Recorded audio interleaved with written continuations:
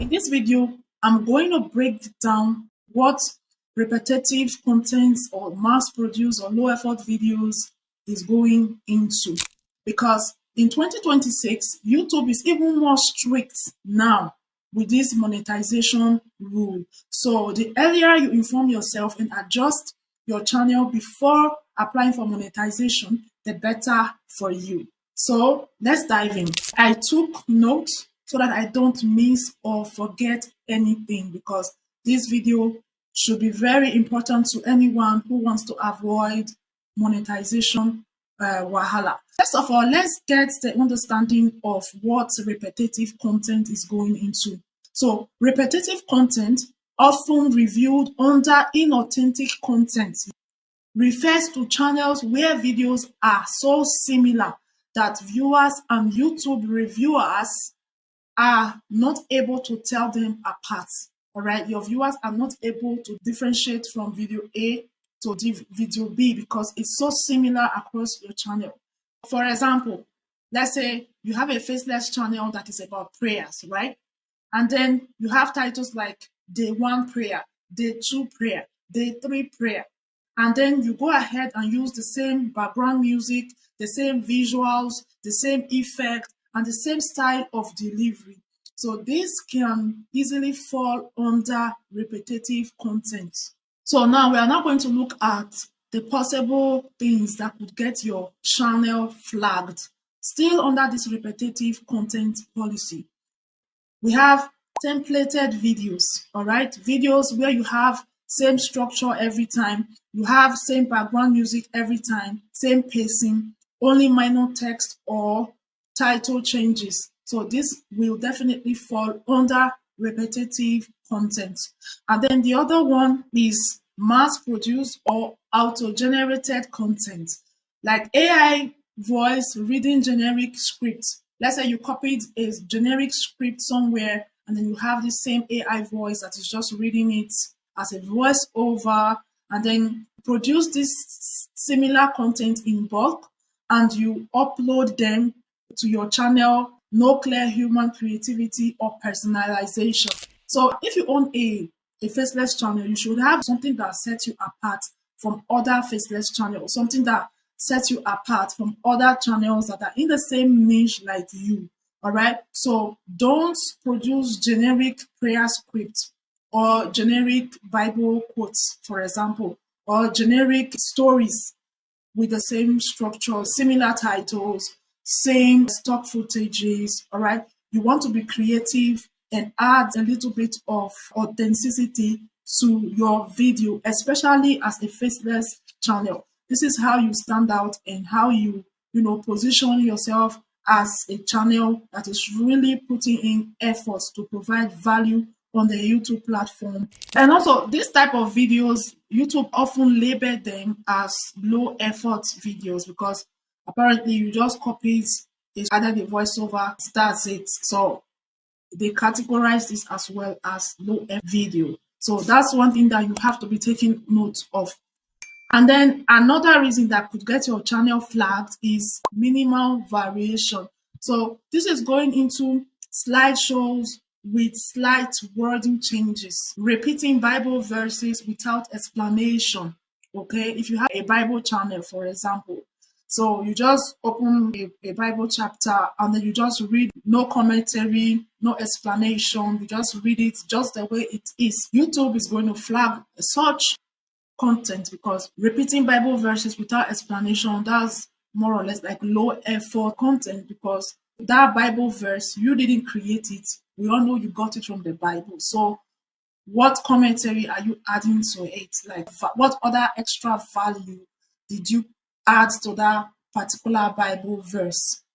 For example, you could break it down, you could elaborate what it means, you could make reference to real life, you could add a precept to what it means actually.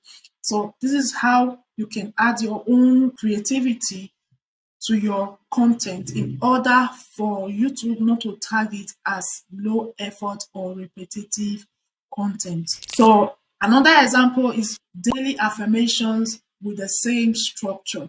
So YouTube is still going to label such as low effort content. and repetitive. The other reason why YouTube could possibly deny you monetization and that could possibly make your video fall under repetitive content is low educational or creative value. All right, you are reading text from websites, modified music, only no original insight or teaching or commentary. So these things all add up together to form the same thing at the end of the day. So now, most times, people often misunderstand repetitive content and reused content. So let's see what is the difference between repetitive content and reused content. So these are actually not the same policy. They are two different policy. So repetitive content is how your own videos are produced, your own videos, all right? Your own original videos, how you produce them. That is what falls under repetitive. Like if you always upload similar videos, like the examples I gave earlier, and it's your own video, right? So that's what repetitive content is going into. But then reuse content is reusing other people's content without transformation. Maybe you just got another person's script on YouTube and then you just upload it to your own channel. That is going to fall under reused content. That is not repetitive content. So you want to be creative as a creator, especially if you find yourself in the faceless niche. You have to be creative and put in the work. Find a way to stand out, have a branding so that it will be easier for you to get monetized on YouTube. Now, if your videos or your channel in any way fall under these things I have mentioned, there are consequences. And these consequences comes with huge price to pay. So, for example, consequences you must take seriously. If your channel is flagged, YouTube may reject your YouTube partner program application. So if your video is flagged or your channel is flagged in any way and you don't realize it, sometimes we don't even know this until we actually apply for monetization, because that is when YouTube will actually take time to review our channel to ensure we meet their standard. So most times creators often realize this too late when they apply for monetization.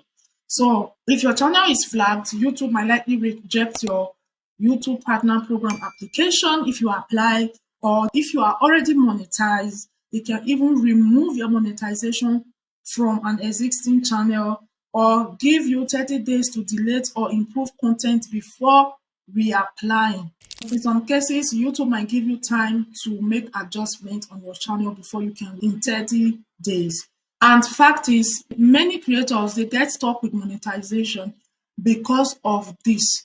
They meet the monetization requirements, then they apply for monetization only for YouTube to tell them that they have been rejected because of repetitive content, reused content, or any other monetization rule that that your channel has violated. So this is why you always have to constantly keep yourself informed and make sure that you are doing the right thing before you even get monetized or apply for monetization.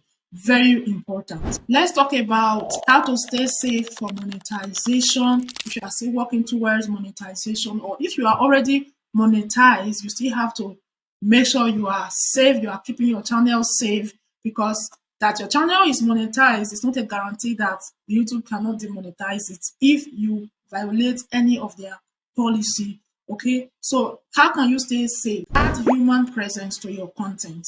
I know for creators like me who are present in their videos, it's much easier to meet this criteria. Okay, because we are already here humanly present in our videos, but it becomes very challenging for faceless channels. Okay, so add a human presence. So here are a few ways you add a human presence to your content. You can use your own voice. Okay, if you have a faceless channel, you can try and use your own voice as voiceover. Also, automatic, that's a very solid human presence that you can add to your content. And then share personal reflections or context.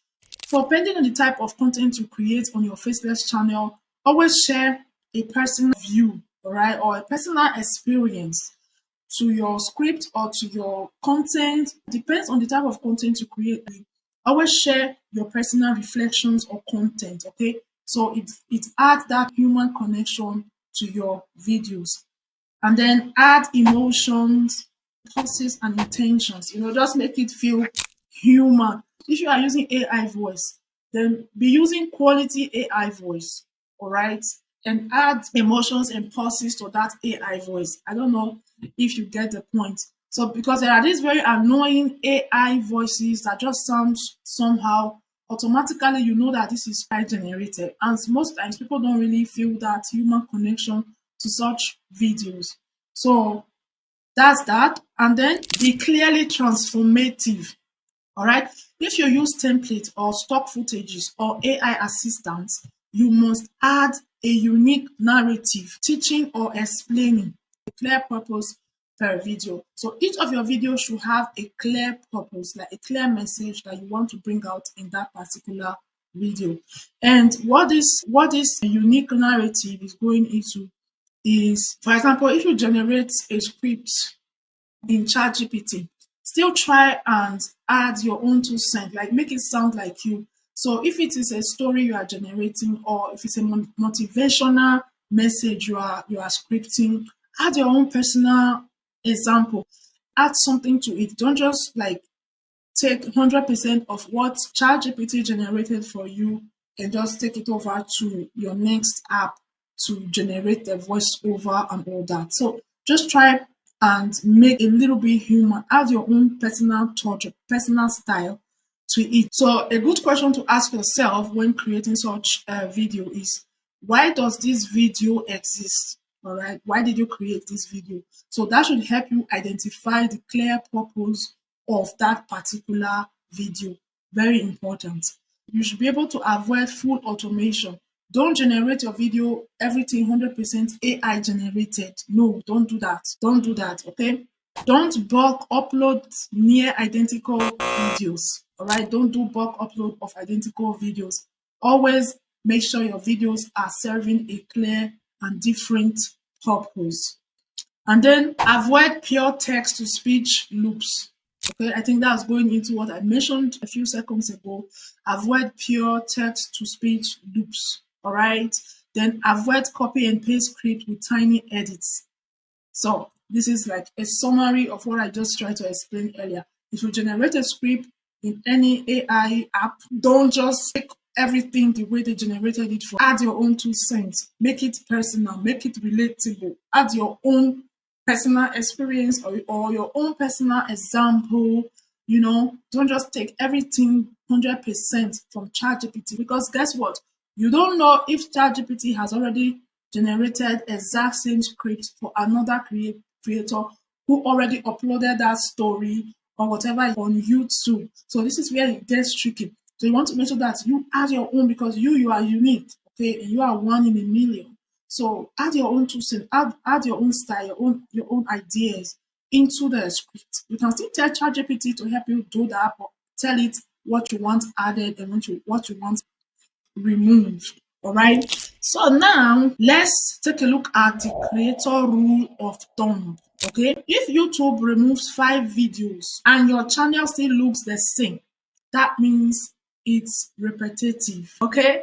So what is your goal now after hearing all this? What should your goal? Your goal: distinct intent, distinct structure, distinct value. All right. Your intent per video should be different. Your structure per video should be different. Your value, the value you bring from each video, should be different. It shouldn't always be similar or the same, just with a different sentence formulation. So that's very, very important to bear in mind, because it's very easy to put in so much work creating content on YouTube, but then finally you get monetized and boom, they're telling you have violated repetitive content rule or reuse content rule and all that. So your final reminder: consistency is good, templates are helpful, but then don't overdo it. Always try to keep your content human as much as possible, and also build identity, have intention, and keep your channel safe. Build content that feels human, and YouTube will reward you. Don't rely too much on AI. I hope this was able to clarify a little bit and help you understand what repetitive content and reuse content is going into. More of the repetitive content, because that was the purpose of this video. So thank you for watching. If you are new here, my name is Angela and I am the face behind this channel, and I am always happy to bring you useful content that will help you grow here on YouTube and also to help you avoid mistakes. Thank you for watching, and